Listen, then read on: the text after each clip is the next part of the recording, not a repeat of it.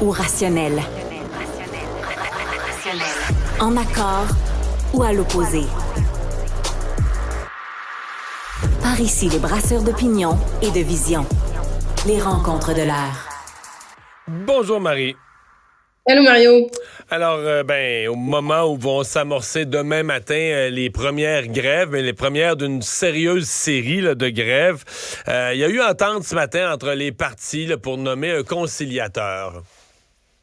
Oui, il y a eu entente pour le nommer, mais tu sais, il faut rester réaliste. Là. Ouais. J'entendais des réactions à droite, à gauche qui disaient « Bon, mon petite bonne affaire, ça va se régler rapidement. » Tu sais, le conciliateur, il arrive pas là avec une baguette magique puis il règle ça, tu sais. Ça sera pas réglé dans les prochaines 24 heures. Là. Déjà, il faut rester réaliste par rapport à ça. Marie, en 24 heures, est-ce que tu penses... Parce que lui, on dit qu'il va commencer son travail demain matin.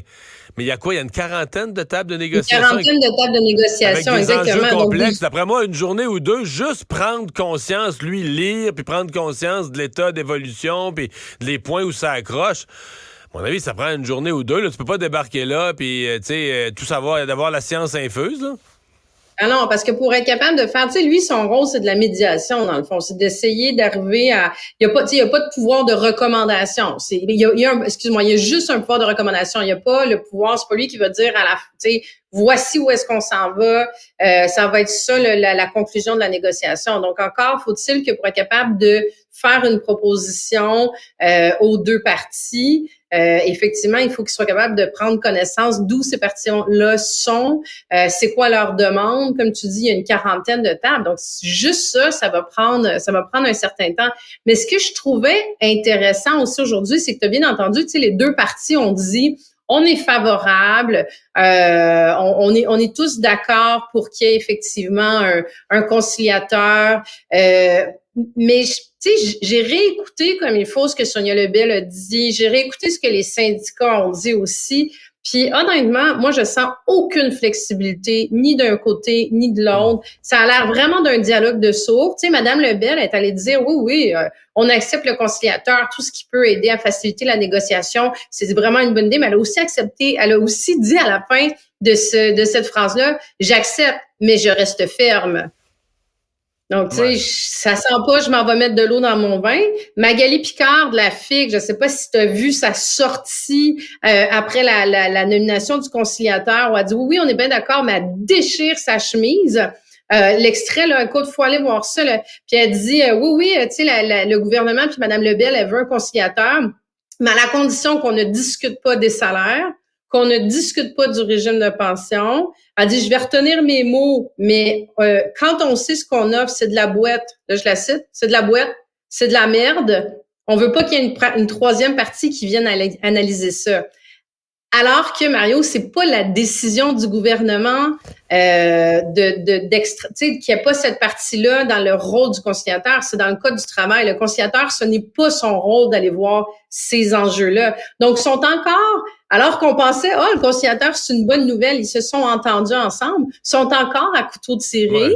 Ouais. Madame Lebel déroge pas, elle, c'est vraiment l'organisation du travail, elle veut pas discuter d'autre chose, elle refait des vidéos sur les médias sociaux en répétant ce qu'elle répète depuis un mois, j'ai fait une 4e offre, je n'ai pas de contre-offre, j'ai 8 milliards sur la table, je bougerai pas de là. Puis les syndicats disent, nous, on bougera pas parce qu'on trouve que c'est de la merde qui nous est proposée. Ça sent pas méchant job là, pour le conciliateur. Là. Ouais, non, c'est sûr, mais je me dis quand même que quand tu acceptes un conciliateur, c'est que tu acceptes de te faire concilier. Là, excuse le pléonasme, mais c'est un peu ça. Il y a malgré tout une volonté de dire, on veut discuter pour vrai, puis on est prêt. Tu sais que le conciliateur, la première question qu'il va te poser, c'est sur quoi tu serais prêt à céder un petit peu. En tout cas, j'ai vu quand même un certain... Ouais, je me demande si on peut accepter, Mario, parce que justement, ils sont dans un dialogue de sourds depuis 1 an, particulièrement depuis les dernières semaines. Ils sont dans un cul-de-sac, là. Tu sais, je veux dire, j'ai écouté l'entrevue que Mme Lebel a fait avec toi ce matin à SCN. Je trouve qu'elle a même la difficulté à expliquer où est-ce qu'ils en sont, c'est quoi qui a avancé, c'est quoi les demandes, c'est quoi le fossé. Je trouve que c'est difficile et les syndicats aussi, là, de comprendre c'est quoi, tu sais, les enjeux, justement, on parlait de composition de classe, mais c'est quoi qu'ils veulent exactement? Moins d'élèves dans leur classe, des ratios plus faibles, de l'aide, des classes séparées. C'est Donc, un peu ça. La composition de la classe, ça, moi, j'ai compris là, entre les branches que c'est un mot... c'est un mot préparé par les gens de relations publiques parce que les syndicats veulent pas dire renvoyer les enfants en difficulté dans des classes spéciales. C'est comme mal vu dans un monde qui favorise l'inclusion. Mais tu sais, moi, les profs m'écrivent. Là. Les profs de la FAE, il y en a beaucoup qui m'ont écrit, mettons, depuis une semaine. Puis eux, là, ils ont pas un spécialiste de relations publiques qui leur dit, tu sais, ils me disent, là, ça n'a plus de bon sens, nos classes, il y a trop d'enfants en difficulté, ils devraient retourner dans des classes spéciales. T'sais, ils me le disent spontanément, là, que la demande de leur syndicat, quand ils entendent le mot composition de la classe, eux, comme simples membres du syndicat, c'est ça qu'ils perçoivent. Mais je ne sais pas, mettons que le gouvernement disait, OK, on se lance là-dedans, là, une opération pour enlever les élèves en difficulté dans les classes, les remettre dans des classes spéciales. D'abord, je suis pas sûr qu'on aurait les enseignants, on manque d'enseignants, mais mettons qu'on les trouvait.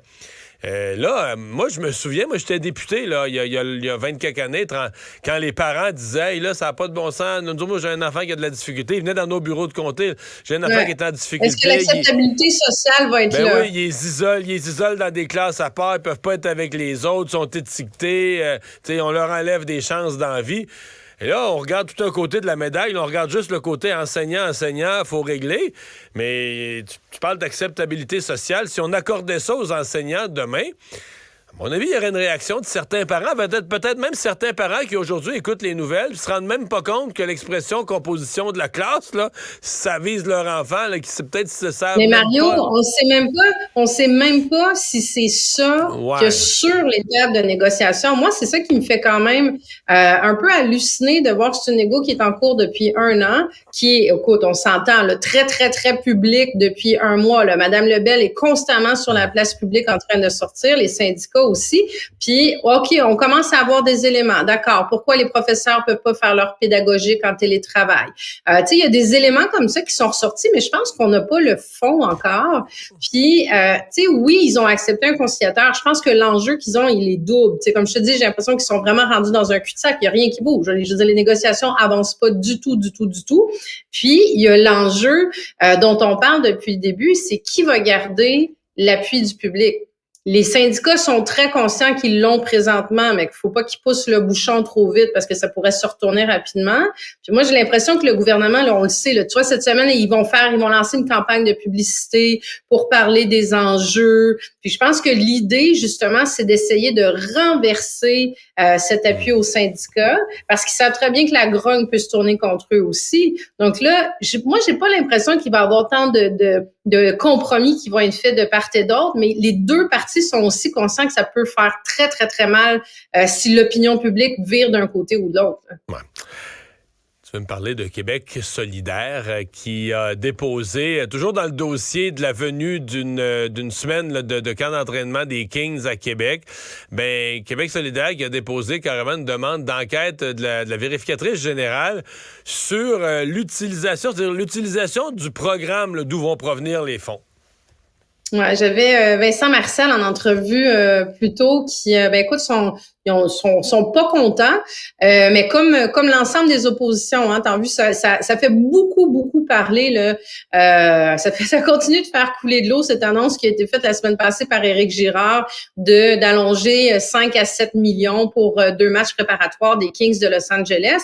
Mais là, ce qu'on apprenait cette fin de semaine, c'est que ce sont les fonds de la région de la capitale nationale qui ont été utilisés. Mais en fait, c'est l'enveloppe qui a été utilisée et non l'argent qu'il y a dedans. Il faut quand même faire la nuance. C'est un peu l'échange que j'avais avec eux.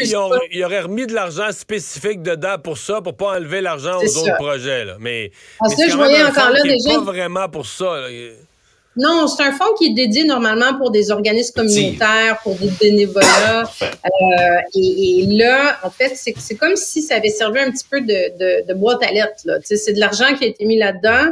Parce que j'imagine qu'il fallait qu'ils trouvent une façon de l'enlever. Puis le point de Québec solidaire là-dessus, c'est de dire, mais là, ça veut-tu dire que, comme gouvernement, ils sont rendus tellement arrogants, sont rendus tellement au-dessus des lois, puis des cadres, puis des règlements, puis de la façon... Donc là, ils peuvent rentrer de l'argent à une place, en ressortir un autre, manipuler tout ça. Et c'est pour ça qu'ils demandent une enquête de la vérificatrice générale. Et aussi, ils vont déposer une motion demain. Là, ça faisait une semaine que ça siégeait pas à Québec, là. Mario, il reste 3 semaines de session parlementaire, là. Ça va être, écoute, je sais pas s'il faut dire le cirque, là, mais là, le gouvernement a donné tellement de munitions aux oppositions qu'elles arrivent à les attendre avec une brique et un fanal. Donc, demain, il y a une motion, justement, pour demander au gouvernement de reculer sur la subvention qui est donnée. Mais entre les grèves qui vont débouler toute la semaine et ce genre d'élément-là qui a été mis de l'avant par Québec solidaire, j'espère que François Legault va bien dormir cette nuit parce qu'il va avoir une grosse période de questions demain. Merci, Marie. À demain. Bye, au revoir. Mario. À demain.